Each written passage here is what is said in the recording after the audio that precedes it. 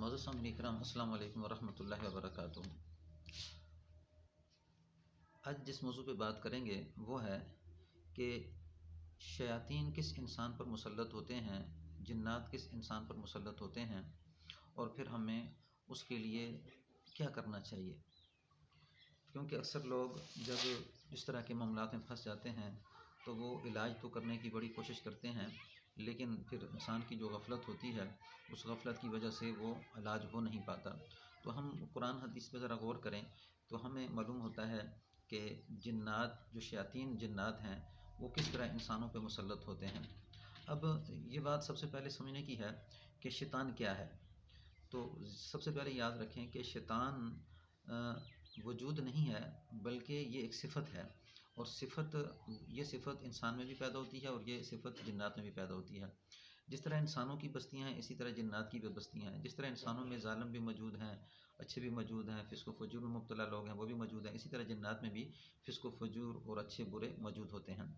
تو سب سے پہلے یہ بات سمجھنی ہے کہ شیطان کیا ہے۔ قرآن پاک کے اندر آتا ہے الذی یوسوس فی صدور الناس من الجنۃ والناس، وہ جو لوگوں کے دلوں میں وسوسے پیدا کرتا ہے وہ جنوں میں سے بھی ہے اور انسانوں میں سے بھی، یعنی وسوسے پیدا کرنا یہ شیطان کی صفت ہے۔ تو اللہ نے یہاں بتایا کہ یہ جو شیطانی صفت ہے جب انسان میں پیدا ہوتی ہے تو وہ انسانوں کو تنگ کرتا ہے، جب یہ جنات میں پیدا ہوتی ہے تو وہ انسانوں کو تنگ کرتے ہیں۔ تو یہ صفت شیطانی جب بھی کسی انسان یا جن کے ساتھ لگتی ہے تو وہ شیطان بنتا ہے۔ اب ہم چلتے ہیں کہ وَمَن يَعْشُ عَن ذِكْرِ الرَّحْمَٰنِ نُقَيِّضْ لَهُ شَيْطَانٌ فَهُوَ لَهُ قَرِينٌ، یہ سورۃ زخرف کی آیت نمبر 36 ہے۔ اس آیت میں اللہ سبحانہ و تعالیٰ نے یہ فرمایا کہ وَمَن يَعْشُ عَن ذِكْرِ الرَّحْمَٰنِ، کہ جو انسان اللہ کی یاد سے غفلت برتتا ہے ہم اس کے اوپر ایک شیطان کو مسلط کر دیتے ہیں، فَهُوَ لَهُ قَرِينٌ، بس وہ اس کا ساتھی بن جاتا ہے۔ اب یہاں پہ یہ بتایا کہ جو انسان اللہ کی یاد سے غفلت برتتا ہے تو ہم اس کے اوپر کیا کرتے ہیں، اس شیطان کو مسلط کر دیتے ہیں۔ اب یہ شیطان جب انسان پہ مسلط ہو جاتا ہے تو مسلط ہونے میں اب اس کو کیا ہوتا ہے، یا تو ایسی شکل ہوتی ہے کہ کوئی ظالم جن انسان کے ساتھ چمٹ جاتا ہے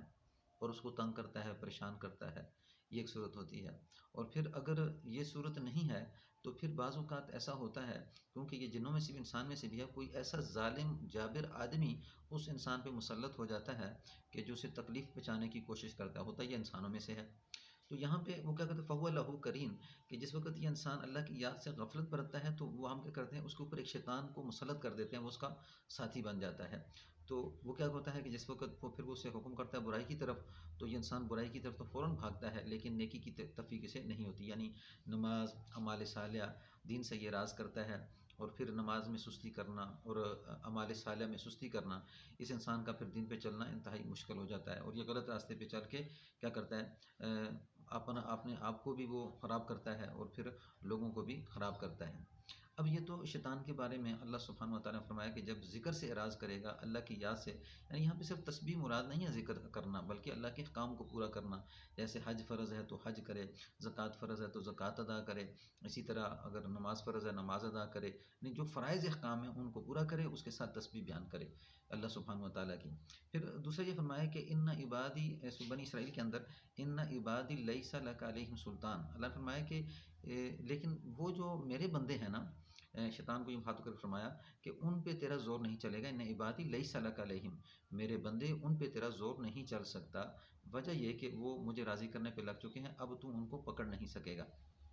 اب جو انسان اللہ کی بندگی پہ اتر آتا ہے تو پھر یہ جتنی بھی شیطانی قوتیں ہوتی ہیں ان کو تکلیف ہوتی ہے اور وہ اس انسان پہ اتنی جلدی قابو نہیں پا سکتے۔ یعنی یہ چیز ایک تو ایسا ہوتا ہے کہ انسان کے اوپر اگر کوئی چیز مسلط نہیں ہے، جیسے جنات مسلط نہیں ہے، لیکن غائبانہ طور پہ پیچھے پیچھے سے دل کے اندر خیالات کا پیدا کرنا یہ شیطان کے وساوس سے ہوتا ہے۔ لیکن جب انسان عبادات میں لگ جاتا ہے، اللہ کو راضی کرنے پہ لگ جاتا ہے، تو ان لوگوں کے اندر سے یہ وسوسے آہستہ آہستہ ختم ہو جاتے ہیں اور یہ اللہ سبحانہ و تعالیٰ کے بڑے قریب ہو جاتے ہیں۔ اور اس طرح شیطان جو جن ہے یا اسی طرح انسانوں میں سے کوئی ایسا ہے کہ جو انسانوں کو تکلیف دینا چاہتا ہے تو ان کی اللہ مدد فرماتے ہیں۔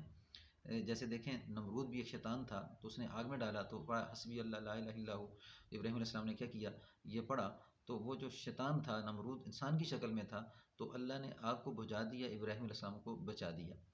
اس یعنی یہ ایک انسان کی شکل میں بھی سامنے آتا ہے اور جنات کی شکل میں سامنے آتا ہے، کیونکہ من الجنت والناس، یعنی دشمن آپ کو اگر ظاہری طور پہ کوئی آپ کو تنگ پریشان کر رہا ہے، ایک شیطان ہے جس کو آپ سمجھ نہیں رہے، لیکن وہاں پہ ضرورت اس بات کی ہے کہ آپ نے اللہ کی طرف توجہ کرنا ہے، اللہ کو راضی کرنا ہے. جب آپ ایسا کریں گے تو اللہ اس دشمن کو زیر کر دیں گے، جیسے کہ نمرود کو اللہ نے زیر کیا. اسی طرح پھر آگے جس وقت انسان وہ ساتھی بن جاتا ہے، اس آیت کے اندر جو بتایا ہے کہ وَمَن يَعْشُ عَن ذِكْرِ الرَّحْمَنِ نُقَيِّضْ لَهُ شَيْطَانًا فَهُوَ لَهُ قَرِينٌ، کہ وہ ساتھی بن جاتا ہے، اس کا قریب ہو جاتا ہے، پھر اس کو وہ ایسے اعمال پہ لگا دیتا ہے کہ جس سے اس کا پھر دنیاوی نقصان بھی ہوتا ہے، اخروی نقصان بھی ہوتا ہے. اگر یہ انسان اللہ کی طرف نہیں آتا تو یہاں تک کہ اس کا یہ ساتھی اس کو دعوت دیتے دیتے خود تو جہنم میں جاتا ہے،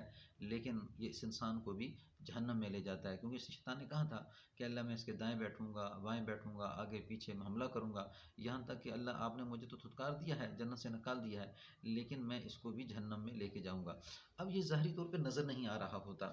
یہ ظاہری طور پہ نظر نہیں آ رہا ہوتا، تو جس وجہ سے انسان کی جو غفلت ہوتی ہے وہ زیادہ بڑھ جاتی ہے. اور جن لوگوں پہ جنات کا اثر ہوتا ہے، یعنی کہ بعض اوقات انسان کے اوپر مسلط ہو جاتے ہیں، تو ان لوگوں کو یہ چاہیے کہ وہ کوشش کریں کہ زیادہ سے زیادہ ذکر و اذکار میں مبتلا ہوں، اللہ کے کام کو پورا کرنے میں کی طرف توجہ کریں. تو الحمدللہ جیسے جیسے وہ کرے گا تو الحمدللہ آہستہ آہستہ یہ شیطان جو ہے نظر نہیں آ رہا، جن کی شکل میں ہے، جو انسان کے ساتھ ہے، تو یہ اس سے دور ہوتا چلا جائے گا. لیکن اگر آپ اس طرف توجہ نہیں کریں گے تو وہ اس کو طاقت ملے گی، اور اس طاقت کی وجہ سے وہ آپ پہ ہیوی ہو جائے گا، یہاں تک کہ بعض اوقات تو ایسا ہوتا ہے کہ انسان کو کفر میں مبتلا کر دیتا ہے. السلام علیکم ورحمۃ اللہ وبرکاتہ.